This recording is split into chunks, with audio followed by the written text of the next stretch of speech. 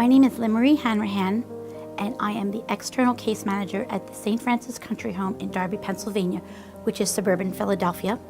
I have had the privilege of being employed here for only since February of this year.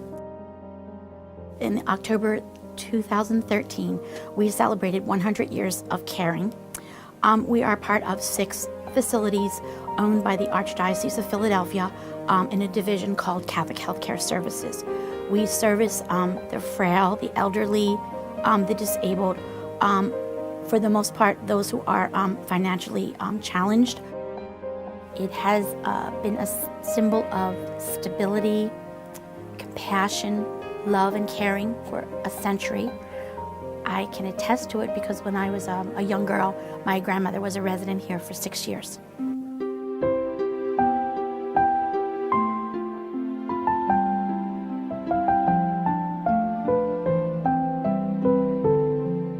More than 80% of our present population is on medical assistance, or what would be commonly known as welfare assistance, to supplement their care here. People who are our residents are people that came to us in need of care and love. We are not for profit. All of the money that we make goes right back into the building and subsidizes higher staffing ratios, improvements to the physical plant. At this juncture, we're sort of in a state of limbo as Archbishop Chaput has announced the potential sale of all 6 buildings to defray operating costs, presumably of the Archdiocese, maybe related to pensions of perhaps the lay people and the diocesan priests as well. He has also sold management of our 6 Catholic cemeteries.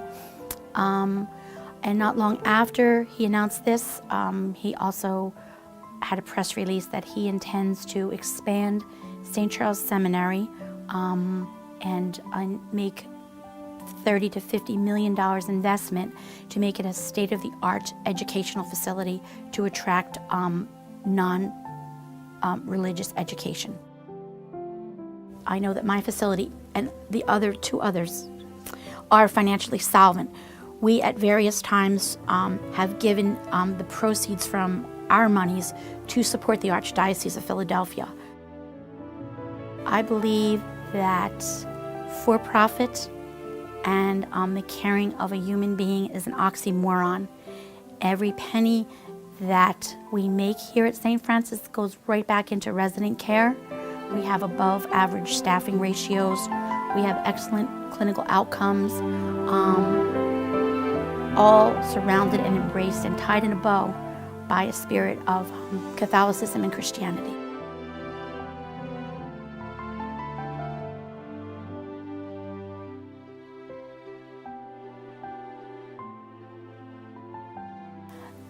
We at St. Francis believe that we meet the spiritual, emotional, and physical needs of all of our residents.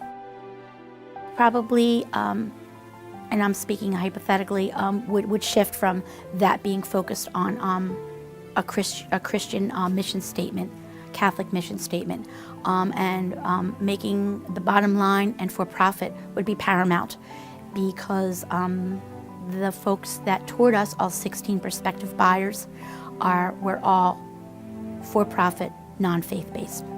And in the delivery of care, the bottom line will be to satisfy the investor. These facilities were conceived, built, and maintained on the premise that not a feasibility study was done, but basically a human need, because this is part of the mission of the Archdiocese of Philadelphia to service the poor, to reach out and embrace all those. In my heart, these people, these residents whom I have given my promise and shaken the hands of the families who come here, I've given them the promise of care, and that all their needs will be paramount to anything else and supersede all that happens in this building. And when profit comes before a person, it's just not who we're supposed to be about. It's about the person. these people whom we care for have no voice. And that is why I'm appealing to someone that will listen. Merry Christmas, Pope Francis. And thank you so much for accepting the position of Pope. In this season of miracles and celebrating the birth of Christ, we in Philadelphia need a miracle. Catholic healthcare services must go on and service the poor, the frail, the elderly, and the disabled of our archdiocese and continue 100 years of caring. Please help us save our homes.